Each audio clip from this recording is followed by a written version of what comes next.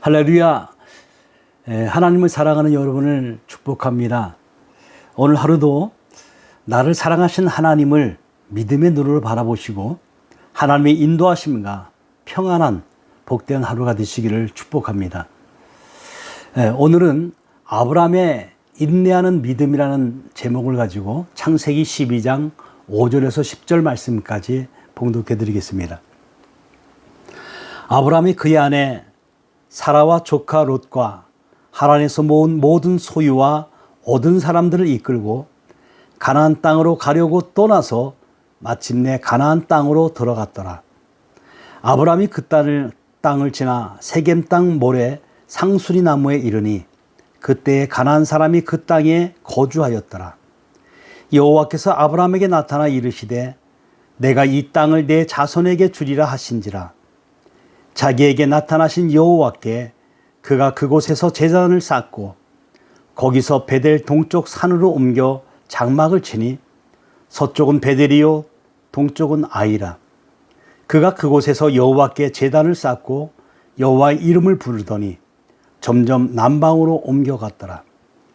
그 땅에 기근이 들었으므로 아브라함이 애굽에 거류하려고 그리로 내려갔으니 이는 그 땅에 기근이 심하였습니다. 우리가 지난 시간에 살펴본 것처럼 히브리서 11장 8절의 말씀은 아브라함의 순종하는 믿음에 대해서 말씀하였습니다. 아브라함은 부르심을 받았을 때에 순종하여 장래의 유업으로 받을 땅에 나아갈새 갈 바를 알지 못하고 나아갔다라는 겁니다. 그런데 이어지는 구절은 아브라함의 삶 가운데 보이는 인내를 소개하면서 그 인내 역시도 믿음으로 이루어진 것이라고 말씀을 하죠.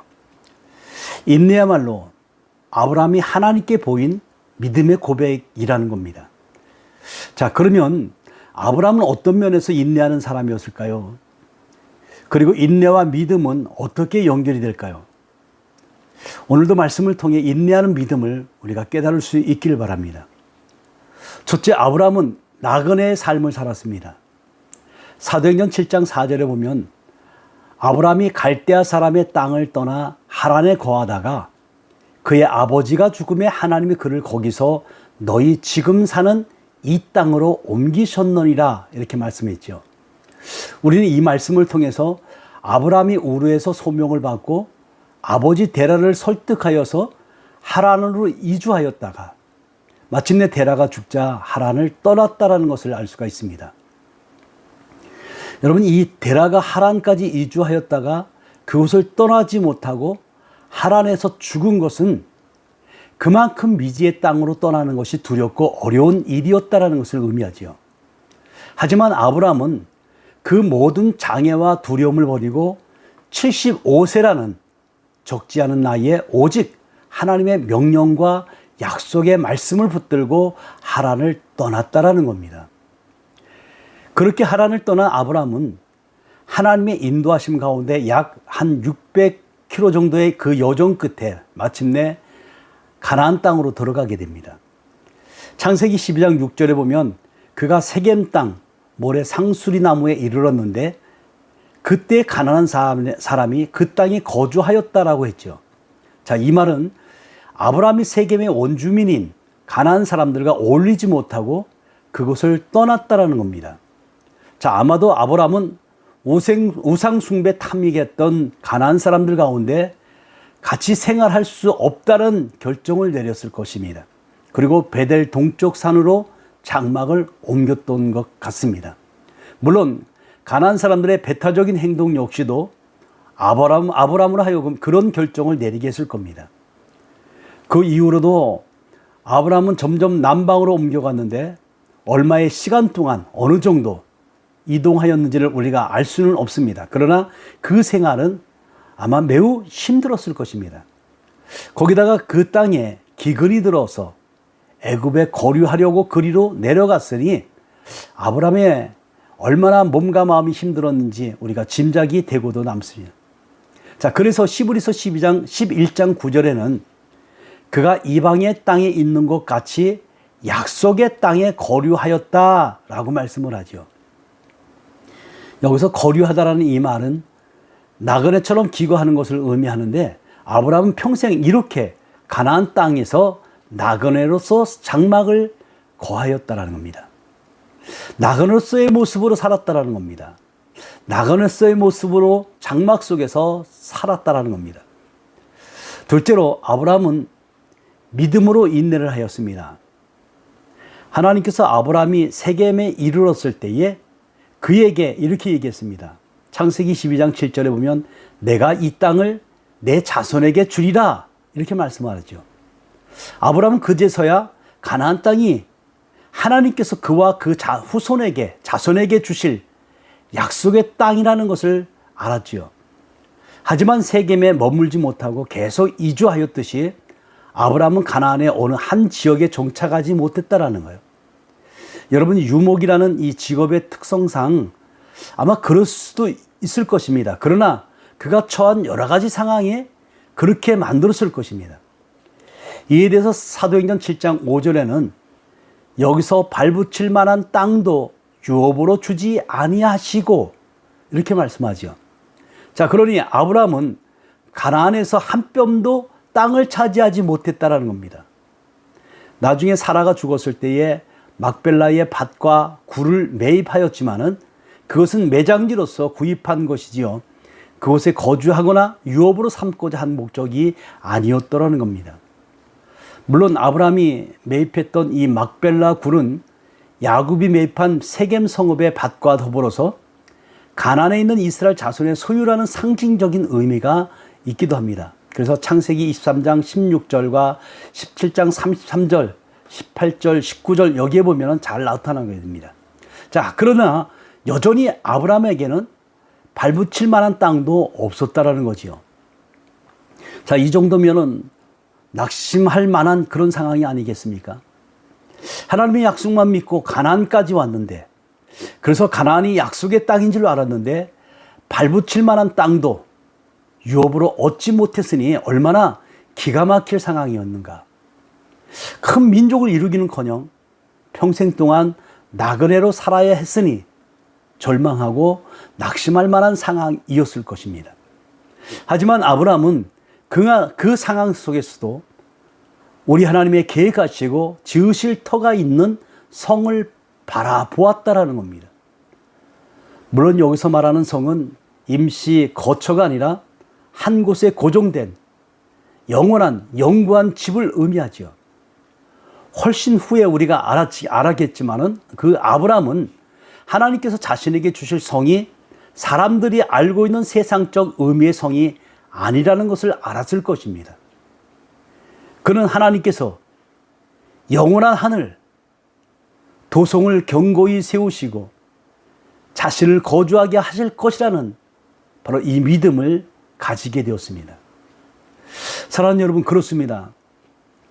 만일 아브라함이 하나님께서 계획하시고 지으실 터가 있는 성을 믿음으로 바라보지 못했다고 한다면 그 난감한 상황을 아마 이기지 못했을 것입니다. 그러나 아브라함은 믿음이 있기 때문에 현재 처한 그 상황 속에서도 낙심하지 않고 인내할 수가 있었다라는 겁니다.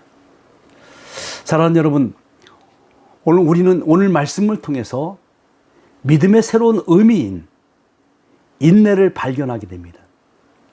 아브라함이 인내로서 자신의 믿음을 고백하였듯이 오늘도 저와 여러분에게도 바로 힘들지만 어렵지만 인내하면서 하나님이 주신 귀한 것을 공급받으시기를 주의 이름으로 축원을 드립니다.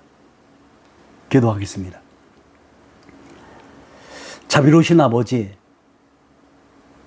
하나님이 약속하신 땅에 들어갔지만 그가 조금도 발붙일 곳이 없었기에 이곳저곳으로 옮겨다니는 아브라함의 모습을 봅니다.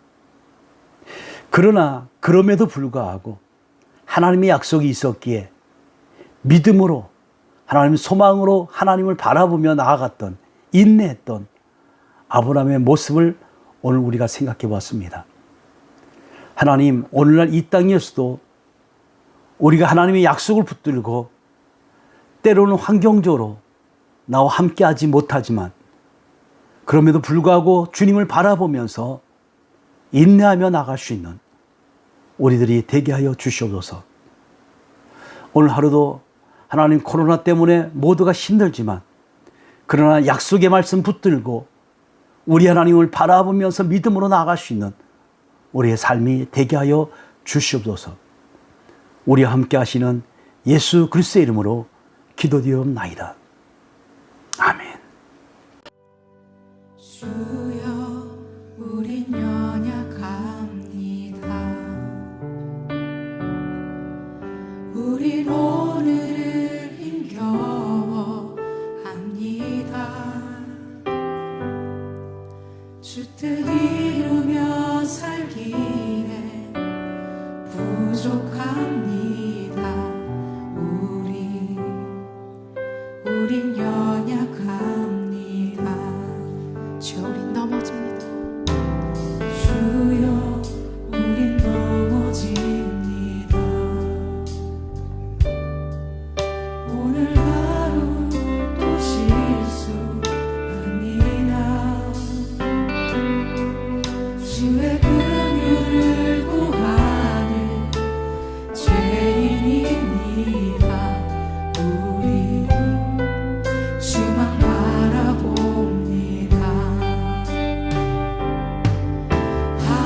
한없는 주님의 은혜